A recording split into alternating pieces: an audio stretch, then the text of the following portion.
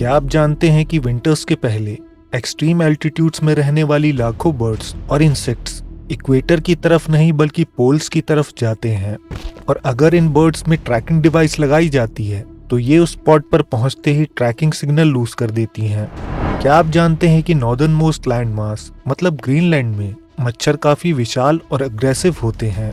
और क्या आप जानते हैं कि साउथ पोल जा चुके एक्सप्लोरर्स ने रिपोर्ट किया है कि एक सर्टेन लैटिट्यूड के बाद पोल्स का टेम्परेचर ड्रामेटिकली बढ़ने लगता है और वहां ग्रीन आइसलेस लैंडमास एग्जिस्ट करते हैं।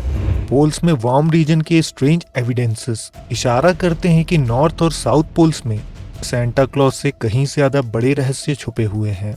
आज के एपिसोड में हम इनर अर्थ के आइडिया को एक्सप्लोर करने वाले हैं, तो एपिसोड को अंत तक जरूर देखिएगा।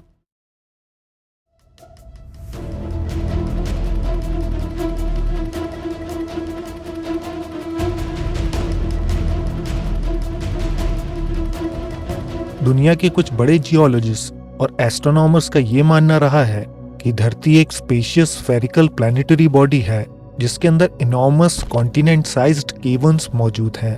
इस इनर स्पेस में जाने के लार्ज एंट्रेंसेस जो कि मीलों लंबे हैं वो नॉर्थ और साउथ पोल्स में एग्जिस्ट करते हैं। उनके अनुसार इनर अर्थ में पानी, समंदर और रोशनी है।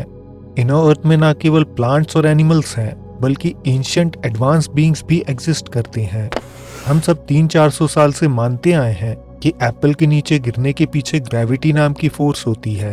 ये थ्योरी महान साइंटिस्ट सर आइजैक न्यूटन ने दी थी, लेकिन 2017 में 2 न्यूट्रॉन स्टार्स कोलाइड हुए और इससे साबित हुआ कि ये शायद कोई फोर्स नहीं बल्कि टाइम और स्पेस का डिस्टॉर्शन है।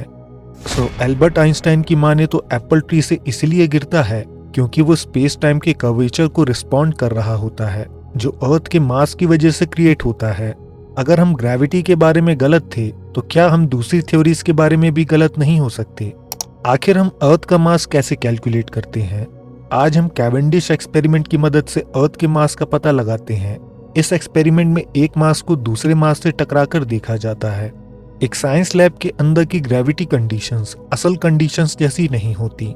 ये थ्योरी अज्यूम करती है कि हर एक पार्टिकल दूसरे पार्टिकल पर इक्वल और फिक्स फोर्स एक्सर्ट करता है, जो कि सच बात नहीं है क्योंकि किसी भी ऑब्जेक्ट की सतह के पार्टिकल्स डीपर पार्टिकल से ज्यादा फोर्स एक्सर्ट करते हैं। अगर ग्रेविटी उतनी वैलिड थ्योरी नहीं है और अर्थ का मास गलत कैलकुलेट किया गया है तो इसका मतलब है कि हमारे सोलर सिस्टम में दूसरे प्लैनेट भी उतने सॉलिड नहीं जितना हम समझते हैं।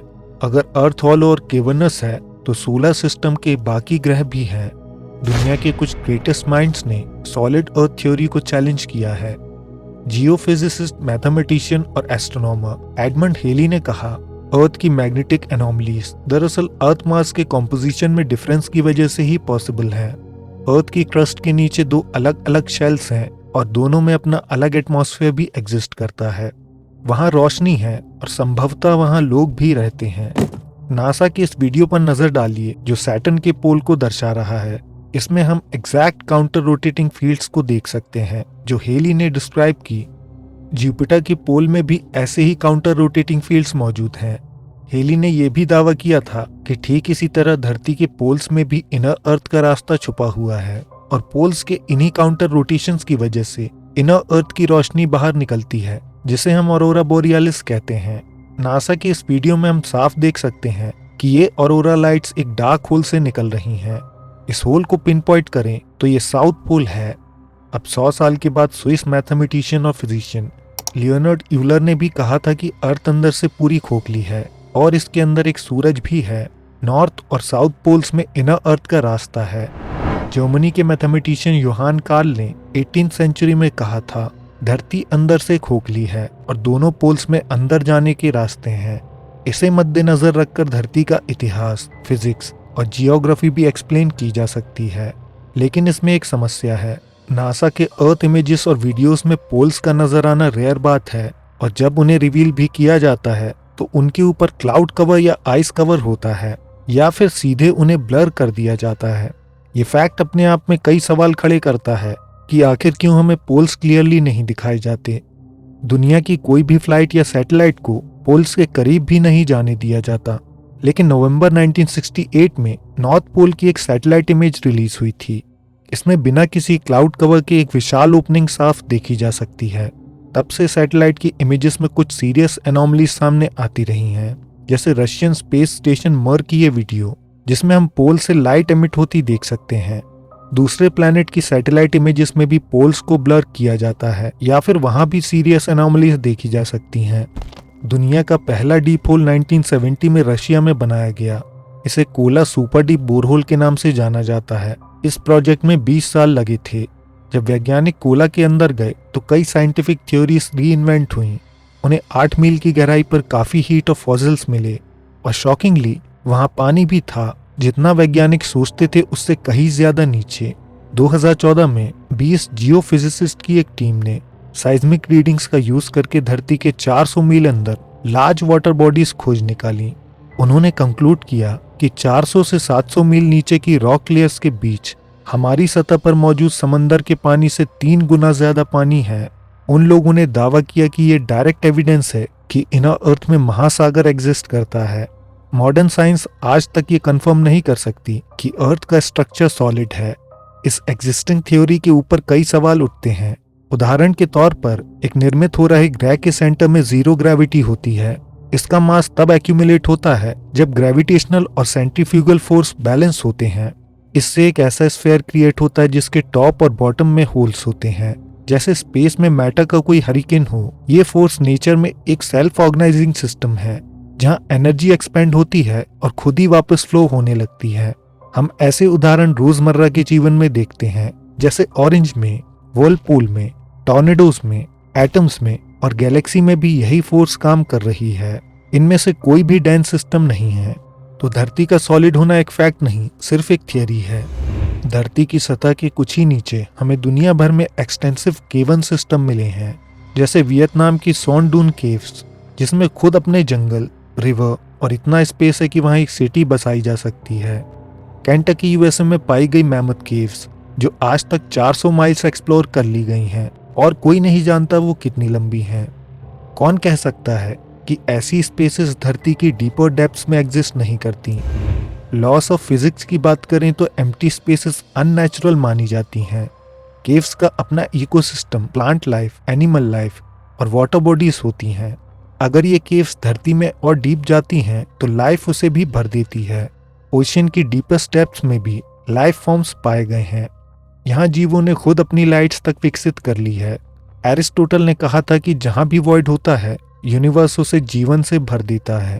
अगर उसी तरह की केवंस धरती में और डीप एग्जिस्ट करती हैं तो वहाँ किस तरह के बींग्स रहते होंगे। अब हमारे पास इनर अर्थ में धरती के सैकड़ों मील नीचे जाने की ना टेक्नोलॉजी है और ना ही परमिशन, तो हमें कैसे पता चलेगा कि वहाँ की दुनिया कैसी है। इंटरेस्टिंगली इस यूनिक इनर अर्थ किंगडम के अकाउंट्स कुछ बेहद ट्रस्टवर्दी लोगों ने दिए हैं जो वहाँ की यात्रा करके लौटे हैं।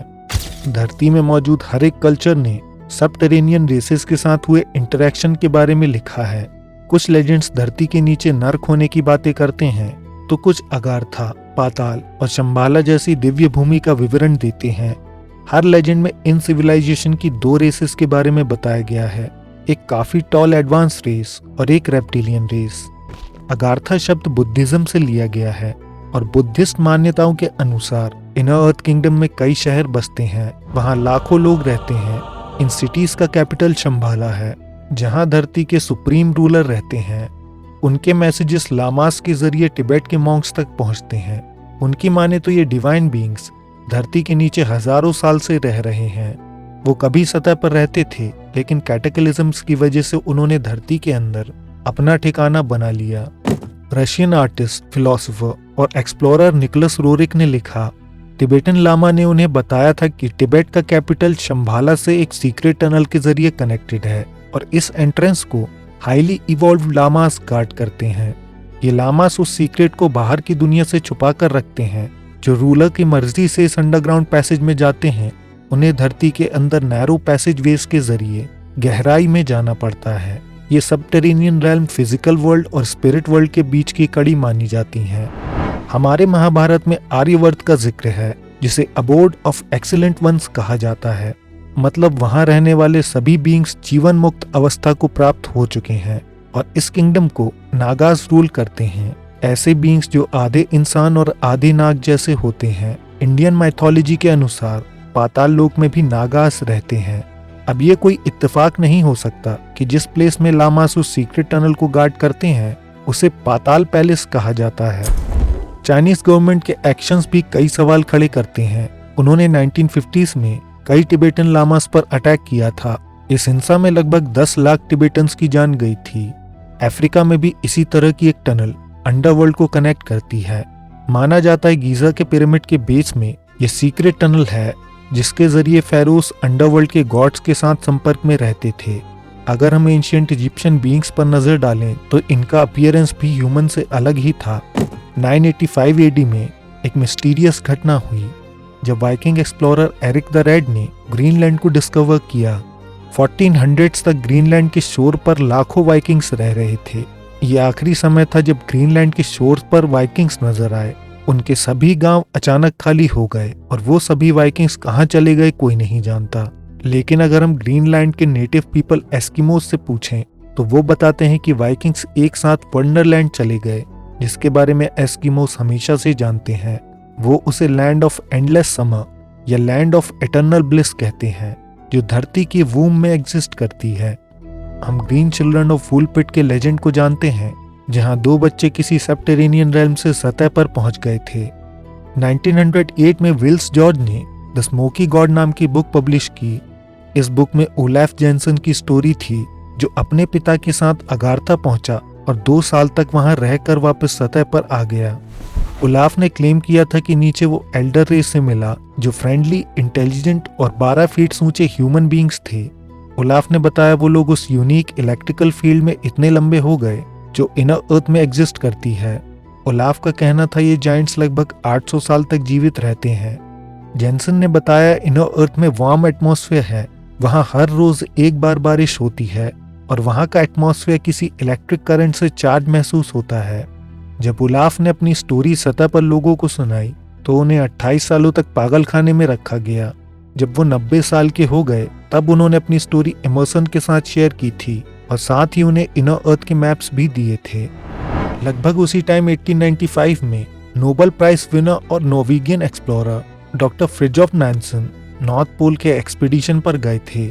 नैन्सन ने बताया वो उस लैंड को आइडेंटिफाई ही नहीं कर सके जहां वो पहुंचे थे, क्योंकि वो जगह मैप में एग्जिस्ट नहीं करती थी। नैन्सन ने लिखा कि हड्डियां जमा देने वाली ठंड के आगे अचानक उन्हें वार्मथ महसूस होने लगी। वहां लश ग्रीन वेजिटेशन थी। वो कहां जाकर आए थे ये आज तक किसी को नहीं पता। अमेज़न फॉरेस्ट के अंदर एंशिएंट मैक्यूशी इंडियंस बाहर की दुनिया से दूर रहते आए हैं। वो खुद को इनर अर्थ के एंट्रेंस का गार्डियन कहते हैं। उनका कहना है इनर अर्थ तक जाने के लिए 15 दिन टनल की यात्रा करनी पड़ती है और फिर उन्हें बॉल्स ऑफ लाइट और फ्लाइंग डिस्क नजर आने लगती हैं। वहां टॉल बीइंग्स की सिविलाइजेशन रहती है जो 12 से 15 फीट ऊंचे होते हैं। इस ट्राइब ने धरती के नीचे मोल्टन रॉक्स को देखने के दावे भी किए, जो बिना एजुकेशन के उन्हें पता होना संभव नहीं। एक जर्मन ऑकल्ट ग्रुप ने थ्यूल सोसाइटी की स्थापना की ताकि वो पैरानॉर्मल साइंस को परस्यू कर सकें। इन लोगों ने तिब्बत में जाकर इनर अर्थ के बारे में सारी जानकारी निकाली और अंटार्कटिका के रीजन में इनर अर्थ का रास्ता खोजने के लिए कई एक्सपीडिशंस किए। यही ग्रुप आगे चलकर किसी और ग्रुप में कन्वर्ट हो गया। माना जाता है जर्मन्स ने अंटार्कटिका में इनर अर्थ का रास्ता खोज लिया था और वो कभी न लौटने के लिए इनर अर्थ में चले गए। फेमस कार्टोग्राफर हाइनरिक बैरन ने नेशनल ज्योग्राफिक के लिए अंटार्कटिका का मैप बनाया था। इस मैप में हम अंटार्कटिका को बिना आइस कवर के देख सकते हैं और इस मैप में हमें कई अंडर वाटर पैसेजवेज देखने को मिलते हैं जो एक खास पॉइंट पर आकर ज्वाइन होते हैं। यही एग्जैक्ट पॉइंट इनर अर्थ एंट्रेंस है। रिचर्ड ई बर्ड उस जमाने के डेकोरेटेड ऑफिसर थे। उन्होंने खुद पोल्स पर इनर अर्थ का एंट्रेंस होने की बात कही है। हम बर्ड की स्टोरी को इसके पहले ही कवर कर चुके हैं। इसके अलावा वर्ल्ड वॉर 2 के बाद एक बेहद रहस्यमयी ऑपरेशन किया गया, ऑपरेशन हाई जंप। डिस्क्लोज किया गया कि ये ऑपरेशन अंटार्कटिका में कोल और कुछ नेचुरल रिसोर्सेज का पता लगाने के लिए था। फिर बाद में ये स्टोरी चेंज हुई और कहा गया कि गवर्नमेंट अंटार्कटिका में सोल्जर्स को ट्रेनिंग देना चाहती है और एक रिसर्च बेस बनाना चाहती है। लेकिन इन दोनों ही ऑपरेशंस के लिए 33 एयरक्राफ्ट्स, 13 नेवी शिप्स और 5000 सोल्जर्स की जरूरत कैसे पड़ी। और तो और इस एक्सपीडिशन में सैकड़ों सोल्जर्स मारे गए थे। विसल ब्लोअर्स ने रिवील किया कि ये एक्सपीडिशन अंटार्कटिका से जर्मन्स को ढूंढकर उन्हें खत्म करने के लिए था, लेकिन एक्सपीडिशन के दौरान फ्लाइंग सॉसर्स ने आर्मी पर हमला कर दिया। ये सारी एनोमलीज और स्टोरीज एक ही ओर इशारा करती हैं कि पोल्स में कुछ तो रहस्यमयी जरूर छुपा हुआ है। आज के एपिसोड में बस इतना ही। वीडियो पसंद आया हो तो लाइक करें, कमेंट्स में अपनी राय दें। अगर आप चाहें तो हमारे चैनल को सब्सक्राइब करके ऑल नोटिफिकेशंस ऑन कर सकते हैं। हम जल्द आपसे एक नए एपिसोड के साथ मिलेंगे। धन्यवाद।